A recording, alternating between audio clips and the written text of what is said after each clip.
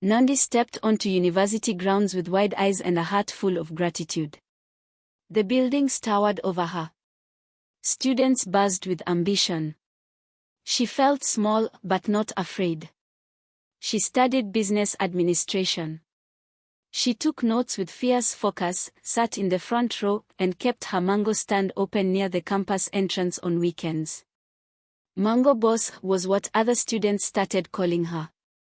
Luazi, now studying architecture at a nearby college, visited often. They studied together. He brought lunch. She brought peace.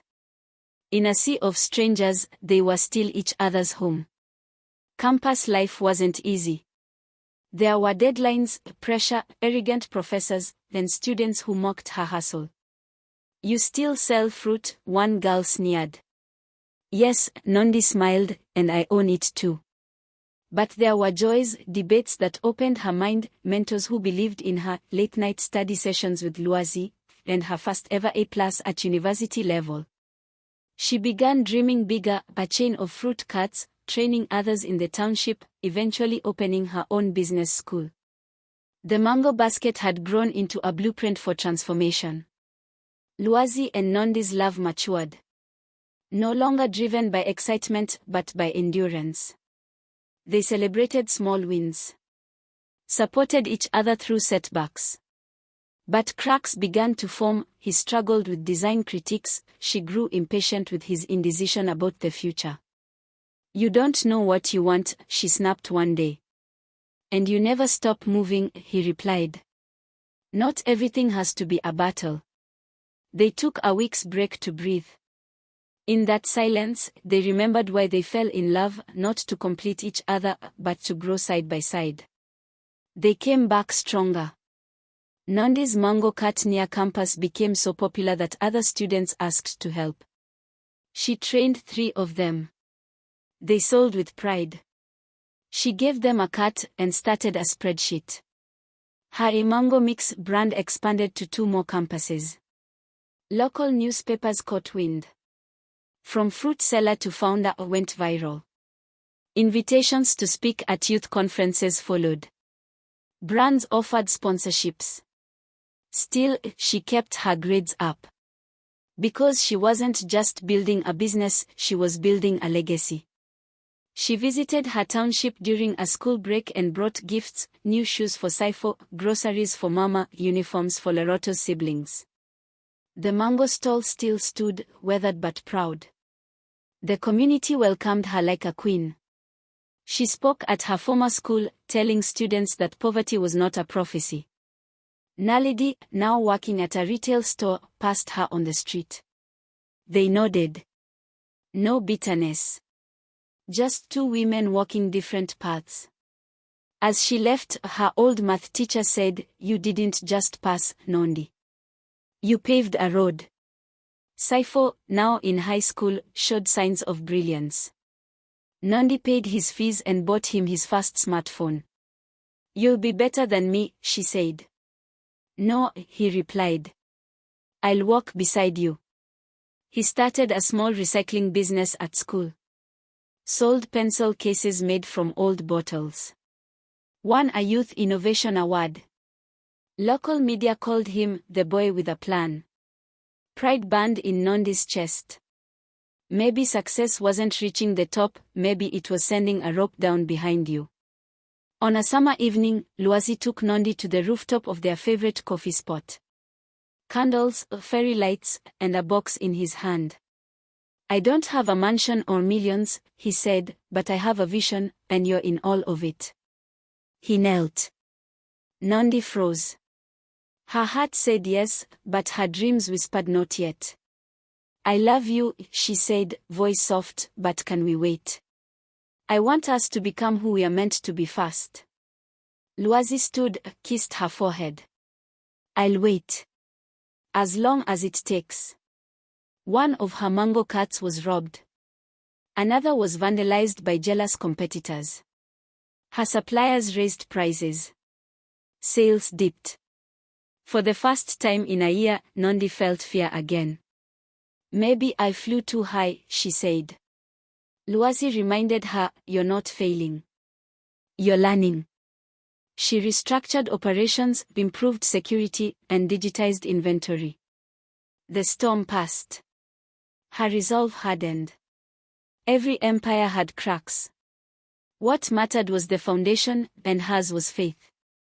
Nandi was selected for an exchange program in Ghana, 6 months of business incubation and entrepreneurship training. It was prestigious. It was paid. It was far. She was torn. Luazi encouraged her to go. "The world is bigger than this city," he said. "Go. I'll be here when you return." So she went. And in Ghana, she soared, met other young moguls, toured marketplaces, and studied agro-processing systems. She saw how mangoes were bottled, branded, exported. She returned with new dreams. Back in South Africa, Nandi rebranded a Mango Boss Africa. She registered her company. Partnered with a local farm. Started bottling mango juice. Secured shelf space in small shops. She hired 2 interns. Spoke at youth forums. Appeared on TV. People stopped her on the street. "You're that mango girl, right?" "No," she'd smile. "I'm the woman the mango raised." Nandi received an invitation to a national entrepreneurship gala. Black tie. Big names.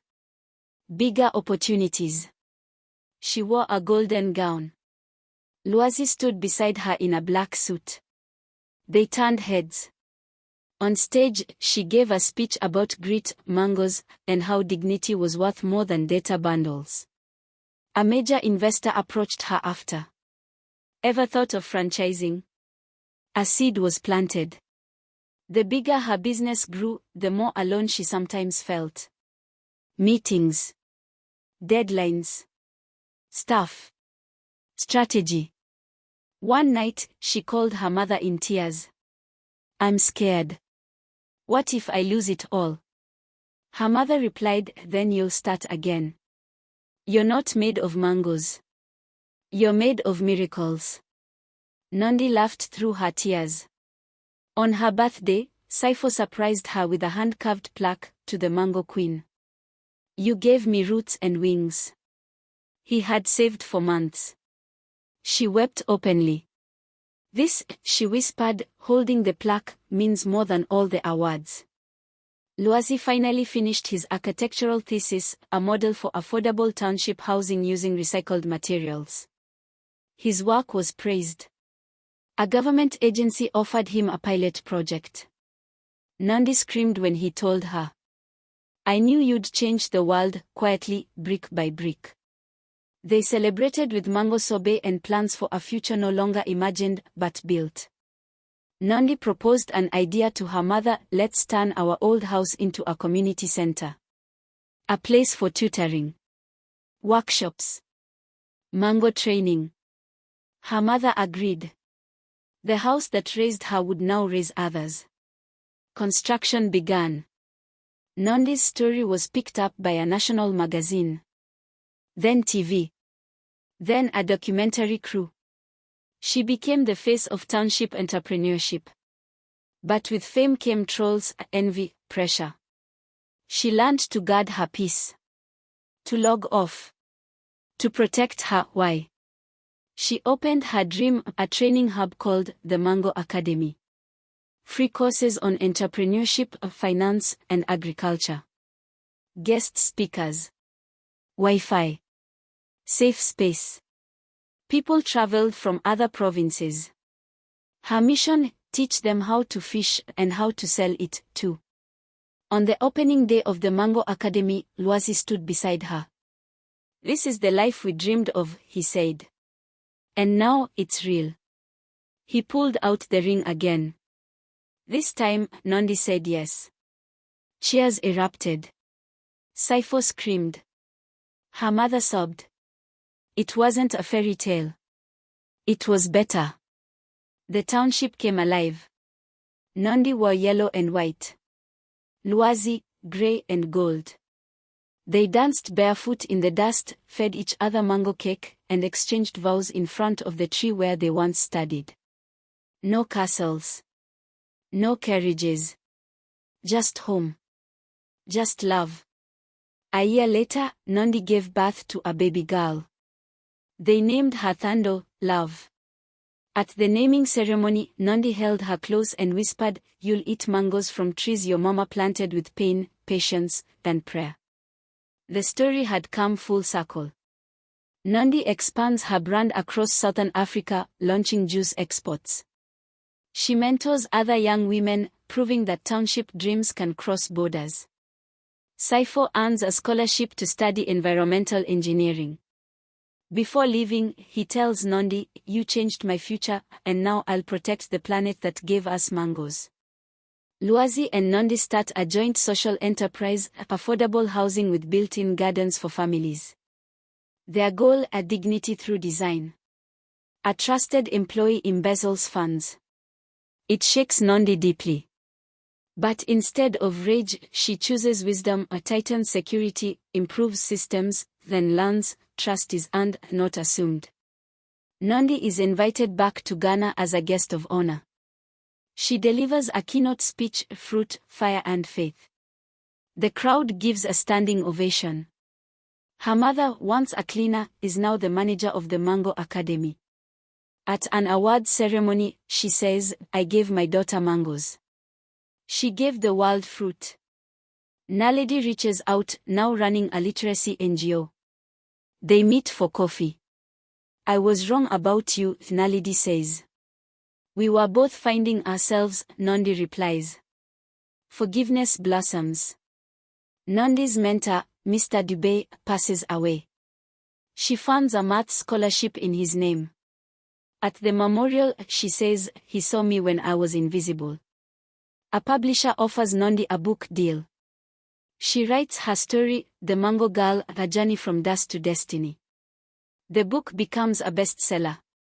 Thando, now older, asks, "Mama, why do we love mangoes so much?" Nandi smiles, picks one up, and replies, "Because once, they fed my body. Then, they fed my soul. Now, they feed the future." The end.